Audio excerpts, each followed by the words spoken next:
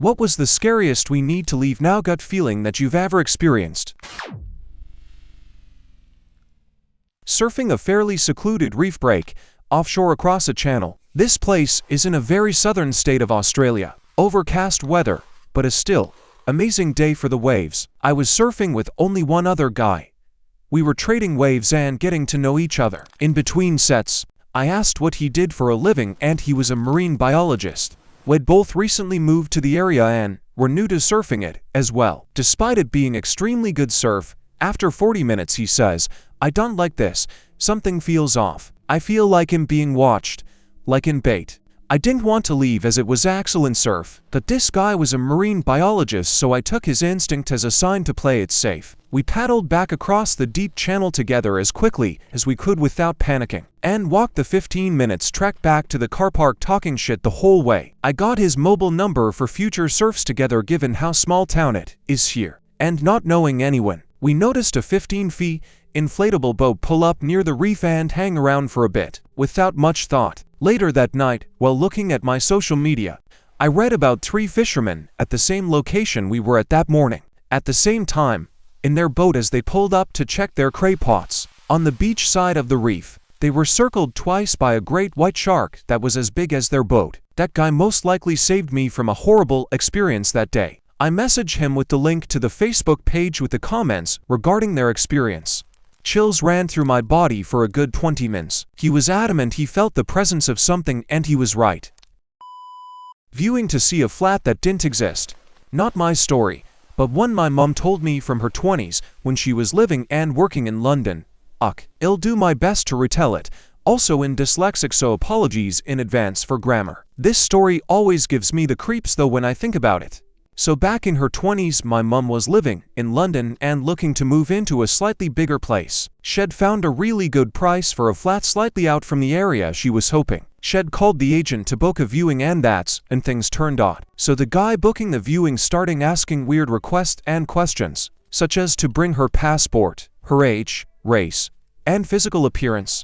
Would she be coming on her own? Did she have a car, or would she be getting the bus? He very persistent that she should arrive by bus, says it would be easiest for her. Explains it was a straight road down from the bus stop to the apartment block. Obviously quite unnerved by this call, but still interested because the flat looked ideal. She and my dad, who were dating at the time, decided to check the exterior and surrounding area. The day before the viewing they drove there. First passing the bus stop, he was indicating her to arrive via. From the bus stop there was about 150-200 meters of derelict wasteland that she would have to walk past to get to the flat. And standing at the end of the street, in the location this apartment block should have been, was a huge abandoned building. Smashed broken windows, graffiti, no entry signs, the lot. Definitely nothing inhabitable in sight. Still, when she tells this today you can see how much it rightly shook her. Of course she didn't go to her viewing. However, she informed the police advising them of the planned time and place. From what she saw, from following up with them, they didn't appear to take this tip seriously and little was done. A couple years later though, while in a pub with some friends, she gets chatting to a guy she just met through mutual friends that night. He was in the police and through conversation her story came up. He said that that area, at the time of her viewing, had a huge human trafficking problem. Still gives me chills. When I was about 8, in 1985, an old El Camino pulled up alongside my friend and I, with a man saying he knew my mom. He did know her name, but something felt off, so I grabbed my friend and ran. When we told my mom, she went white and called the cops. Turns out, this guy thought my mom had stolen his job at the steel mill she worked at the time and wanted to hurt her. He already had a warrant out for nearly killing his wife that morning.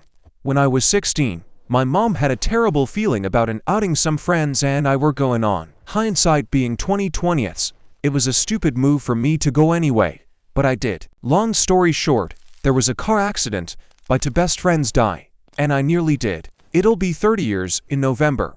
I still regret getting in that car every day. My friends might still be alive if I hadn't. My mom had that mama spidey sense, she still does. More recently, I was at our other house in the country with my oldest son and his wife and kids. There was a break in the storms, and my son decided to go home instead of spending the night. I was filled with dread at the thought of them going home so late, since we were dealing with intermittent but severe storms. So much dread that I started crying and begging them not to leave. Thankfully, they agreed. We all started home the next morning with them following me and my husband. We came up on this stretch of road that we know has no lights at night to see police barricading a washed-out bridge and cranes retrieving cars. We all piled out of our cars to ask the officers what happened. Apparently, there were several cars that had kept going, not knowing the bridge was out. The lone survivor in the first car had told the police that they went off the bridge at about 9:30 p.m.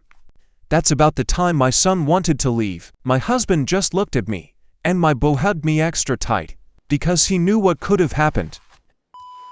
After graduating undergrad, I was working as a case worker for individuals with developmental disabilities, and got assigned a new case for a young man who had autism and severe behavioral concerns. I met him at his grandmother's house since she had custody of him since his parents weren't around. I think mom was in prison. Met this young man who was probably about 60 and weighing around 250 pounds but had the developmental capacity of a 5-year-old child with a hairpin trigger temper. The house he was living in was absolutely destroyed, with the other piece of furniture that was not smashed up was an oversized beanbag chair in the living room. Grandma gave up trying to send the kid to school since he would absolutely destroy the place if he was forced to go. Grandma was no peach, but I felt for her and wanted to help. One of the meetings I was having with them, the kid and grandma seemed especially tense, like pacing around the room and smacking the walls. After about an hour of trying to get stuff done and realizing that it was not going to happen on this trip, it happens in this line of work, I decided to call it since the kid was becoming more and more agitated. Grandma was a no, I would have to come back again, but we scheduled for a week or so out and left my business card with a reminder of the appointment. I leave to go back to my home state for a few days, and when I get back, I get called into my supervisor's office. I guess the night I left, the kid had a complete breakdown and beat his grandmother to death. No one noticed until the kid came wandering outside after a day or two covered in blood. I probably missed everything by less than 3 hours. Me and my little sister went camping in the woods very close to our house when we were kids. We'd seen this bald guy with a blue shirt and a dog walking around, which isn't unusual for the area. You'll often see people walking and say hello. For some reason though, I just got this tight feeling in my chest, and my sister must have too, because we both just gave each other this look. I don't know what it was that made me do it. This is very out of character for me. But I took a photo of the back of him as he was walking away. A while later, we see the same guy again near the lake. He comes over and asks about the tent we're carrying, where we'll be setting up, and are we camping with our dad? We say yes, we're just going to see him now. Lie. We must have had the same moment of psychicness, because we walked off up a fork in the path until we were out of view, then looked at each other and jumped down a path hidden by the bushes, and waited behind them on the parallel trail for a bit. The guy watched us walk off, pretended to play with his dog until he couldn't see us, then turned around and ran up the path after us. Thankfully, he didn't see us hidden and carried on up straight where he thought we'd gone. We decided camping was a bad idea and went home. That evening, my mom shows us a post in the local residents group, which is a picture of the same bald guy trying to break into someone's house. Apparently, he'd just been walking around trying people's front doors and claimed to be a repair guy. When he was stopped, I dread to fucking think what his intentions were. But it was very lucky me and my sister knew those woods so well. Otherwise, we wouldn't have thought to go down one of the hidden paths. I was around 10 or 11 years old and had been invited to a sleepover. My mom didn't really like me going to those, because I'd usually end up staying up way too late and then being cranky the whole next day. When she dropped me off, she told me her usual send-off of just remember, if you want to leave, I will come get you. It doesn't matter what time it is. Just call me. The sleepover party itself was the usual routine. We watched a movie, gossiped, prank called some boys, this being before cell phones and caller ID, broke out the Ouija board, etc. It turned out that the girl hosting the sleepover had an older brother, high school age, who also had some friends over. I remember they stood in the doorway of the rec room where we were, and something about them made my blood run cold, and I just remember thinking I'm going to go home. I went upstairs and asked to use the phone, saying I wasn't feeling well and needed to go home. Her mom at first told me no, and then berated me for being a baby. But I just kept saying that I needed to call my mom, and I still remember the feeling I had that I needed to leave. Finally, I was allowed to use the phone. My mom came to get me and we swung by Dairy Queen on the way home.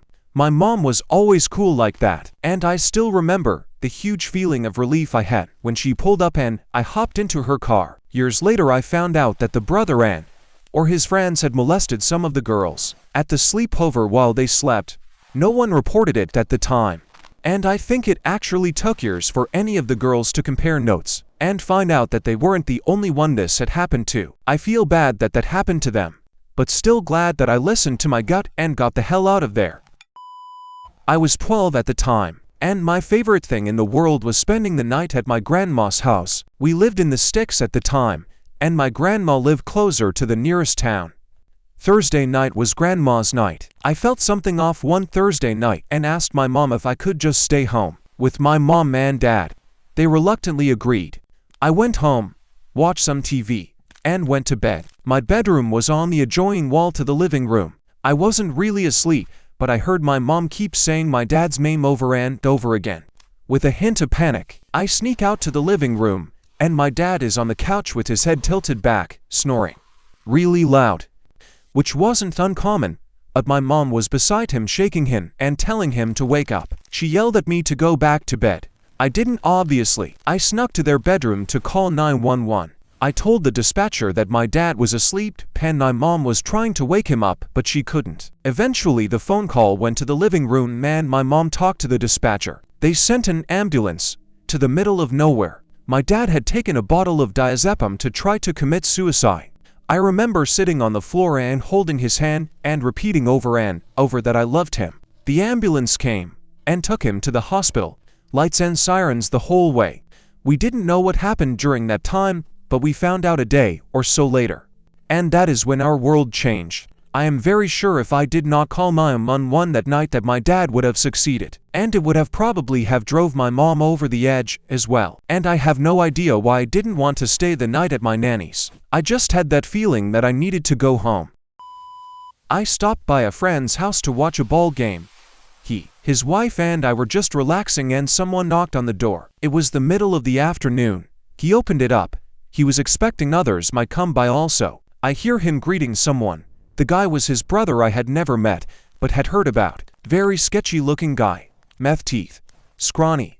Long greasy hair. My friend had told me that he had a brother who lived in the area who had a serious drug problem. Buddy is talking to his brother about nothing and the guy gets a call on his cell. Whoever called. All he told them was not yet, I'll call you later. Seems pretty obvious this guy has come to rob and most likely to take out witnesses. I look at my buddy. It seems he has come to the same conclusion. Now my buddy's wife is a no-nonsense type of woman. Sweet, but athletic, on the tall side. She had left the room to go to the bathroom, or so she said. She comes back in the room with a handgun. I'm thinking WTF did I walk into? But she calmly says, Ron, you're strung out and came here with bad intentions. You need to quietly leave. If you get any ideas, Chris, their son, is sitting outside in his truck to make sure you go. Ron doesn't say a word. He just turns and goes out the door. We can hear his old pickup drive away rapidly. Chris comes in and says he's gone. I don't think he's coming back. They ask me to leave so they can decide what to do. They have already called the police, who are well acquainted with Ron. The next morning my buddy calls me. The police said they found his brother in the trailer park where he lived, murdered with multiple gunshots. They are guessing he was in serious drug debt and had come to rob his brother. I told my buddy I was sorry. He said don't be. My brother and I were kids, playing hide and seek in the front yard of our house. My brother was 3, and I was 6. My brother was supposed to be counting and finding me, but he was taking forever. So I peeked around the side of the house to see what was taking so long. He had lost interest in the game and was standing near the front gate, which led to the street. As I'm looking, I see a brown car pull up with 2 men inside. The car wasn't familiar, and neither were the men. They both got out of the car and approached my brother. They started asking him questions and moving closer to him. I remember feeling panicked. I had learned about stranger danger in school and knew this wasn't right. I ran around the side of the house, flew through the back door, and screamed. Someone is trying to kidnap Steve. My dad didn't hesitate.